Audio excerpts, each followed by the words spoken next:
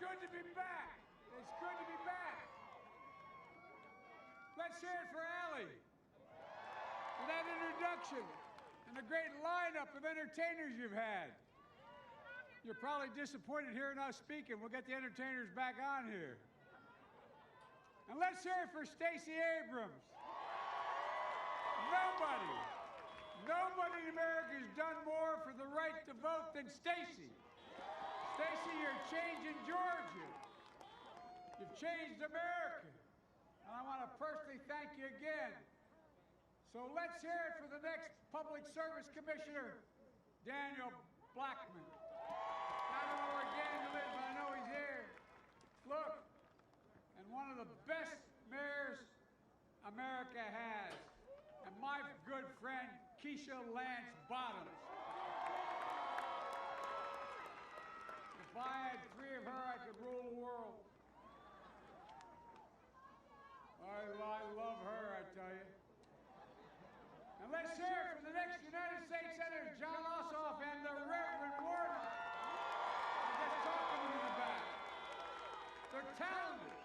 They're principled. They're qualified. They're decent.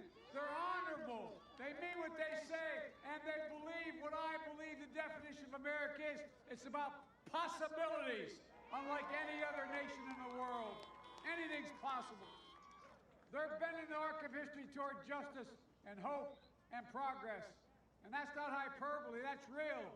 Folks, this is it. This is it. It's a new year. And tomorrow can be a new day for Atlanta, for Georgia, and for America. First, let me start by saying thank you for electing me and Kamala as President and Vice President of the United States. You voted in record numbers in November. Your voices were heard, your votes were counted. The will of the people prevailed. We won 3 times here. Each recount, you know what I mean? I think we should count it as 3 states. Won 3 times. And now, we need you to vote again in record numbers. To make your voices heard again and again, to change Georgia, to change America again. And this is not an exaggeration. Georgia, the whole nation is looking to you to lead us forward, for real. You know it. You cannot turn on any national television show without knowing about what's going on here and what you all are doing. The power is literally in your hands. Unlike any time in my career, one state can chart the course, not just for the next 4 years, but for the next generation. By electing John and the Reverend, you can make an immediate difference in your own lives, the lives of the people all across this country, because their election will put an end to the block in Washington, that $2,000 stimulus check, that money that will go out the door immediately to help people who are in real trouble. Think about what it'll mean to your lives. Putting food on the table, paying rent, paying your mortgage, paying down the credit card, paying the phone bill, the gas bill, the electric bill. Just look around. Millions of people in this country out of work through no fault of their own. No fault of their own. They're struggling. Many are fearful, and many have given up hope. Look at the lines at food banks. Hours and hours and hours. This is the United States of America, for God's sake. And their food lines, like we've not seen since the Depression. And they're getting longer. Families, children, people have worked their whole lives and never asked for a thing except a fighting chance. Now, they're lining up for food in America. And the debate over $2,000 isn't some abstract debate in Washington. It's about real lives, your lives, the lives of good, hard-working Americans. And if you're like millions of Americans all across this country, you need the money, you need the help, and you need it now. Look, Georgia, there's no one in America with more power to make that happen than you, the citizens of Atlanta, the citizens of Georgia. And that's not an exaggeration. That is that's literally true. If you send John and the Reverend to Washington, those $2,000 checks will go out the door, restoring hope and decency and honor for so many people who are struggling right now. And if you send Senators Perdue and Loeffler back to Washington, those checks will never get there. It's just that simple. The power is literally in your hands. By electing John and the Reverend, you can break the gridlock that has gripped Washington and this nation. With their votes in the Senate, we'll be able to make the progress we need to make on jobs, on health care, on justice, on the environment, on so many important things. By electing John and the Reverend, you'll be voting to get the states the resources they need to get the vaccines distributed. It's a shame what's happening now. It's a literal shame. I've said it before, getting America vaccinated will be one of the most difficult operational challenges this nation has ever faced, but we've known it for the last months. This administration has gotten off to a god-awful start. The president spends more time whining and complaining than doing something about the problem.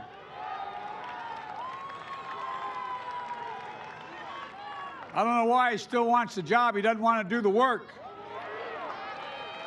Look, the states need help. There's a reason why the Constitution said the federal government could have a deficit spending in times of crisis, and states have to balance their budgets. It's for this very thing. It's the whole idea. Your states have to balance your budgets. So what's happening? You're going to see more and more people laid off, more firefighters, police officers, school teachers, first responders, the people we need badly now. The states need more money to do the job. They need the federal government to work with them, not attack them and leave them out there hanging. It's going to be tough to get this done, but we have to do it. People's lives literally depend on it. Our economy depends on it. And we'll get it done by electing John and the Reverend to be voting to get their state and local government funding and the money they need to keep cops, firefighters, teachers, local responders, keep them on the job, protecting you and looking out for your children. Look, states have been struggling through this pandemic. They need help. By electing John and the Reverend, you'll be sending a powerful message to Congress and to the country that it's time for this nation, for God's sake, to finally come together. Finally. To work together, to unite, to put the anger and the division and the divisive politics of the past behind us. And here's one more thing. Voting for John and the Reverend won't just be good for America, it'll be good for Georgia. And here's why. When you vote for John and Raphael, you'll be sending two senators who will fight for you, who put Georgia first, who put you first. You don't have that now. You have two senators who think it's more important to reward wealth than hard work in the tax system. You have two senators now who think they don't work for you, they work for Trump. I mean, think about it. You have two senators who think their loyalty is to Trump, not to Georgia. You have two senators who think they've sworn an oath to Donald Trump, not to the United States Constitution. But let me tell you something. I got elected when I was 29 years old and 6 more times the United States Senate from Delaware, and guess what? Not once did I think I took an oath to any president, Democrat or Republican. I took an oath to the United States Constitution. And as president, I don't believe your United States senators are going to work for me. They work for the people of Georgia.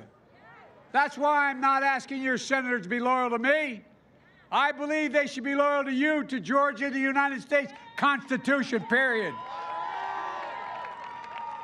And if you vote for John and the Reverend, that's what you're going to get. Decent, honorable men. They won't put a president or party first, and they sure won't put themselves first. They know public service is about you. It isn't about them. It's not about enriching themselves. It's about making people's lives better, about giving people a chance.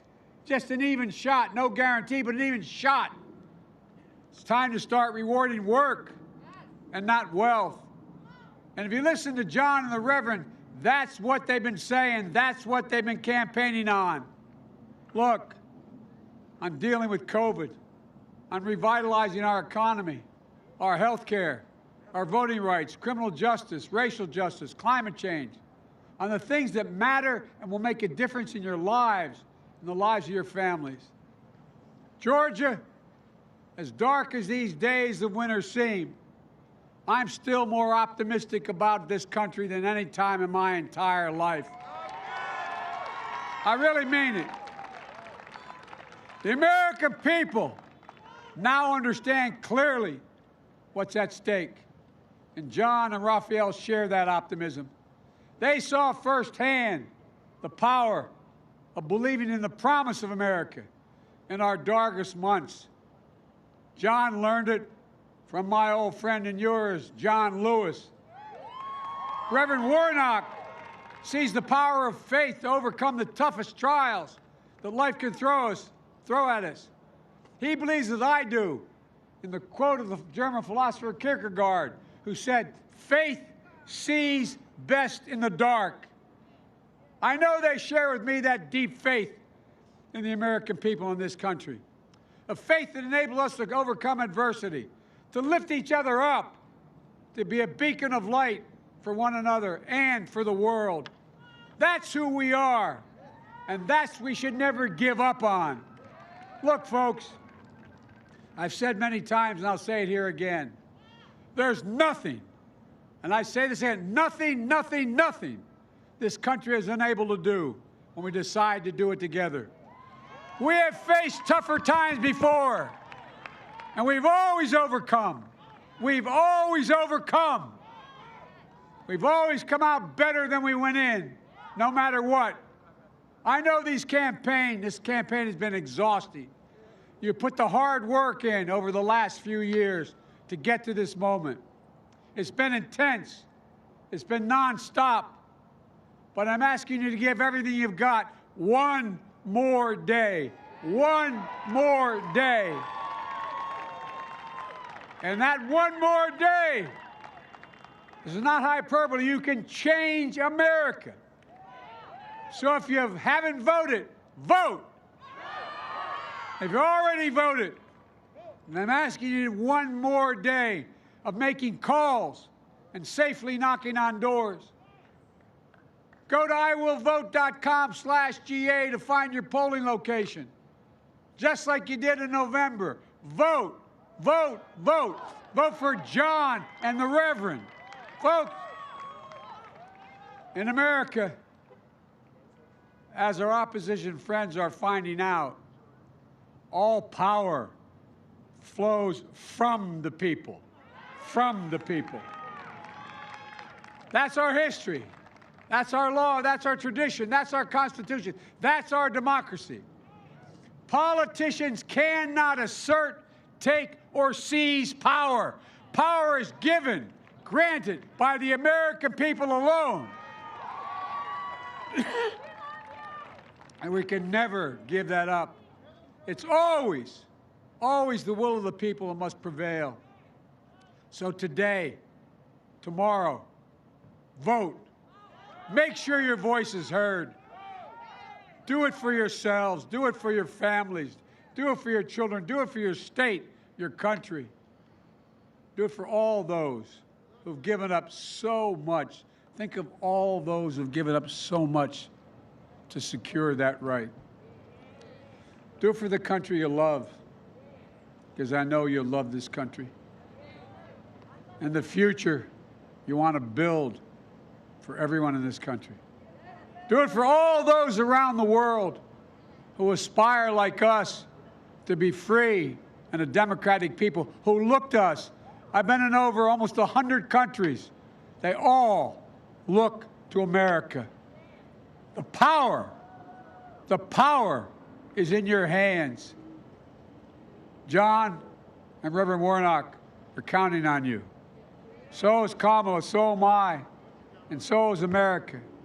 We're a nation built on honor, decency, dignity, and respect. America is and must continue to be a beacon of light, liberty, and democracy and unity. That's who we are. That's the United States of America. Vote, vote, vote, vote. God bless you all, and may God protect our troops. Thank you, thank you, thank you. Thank you. Got to make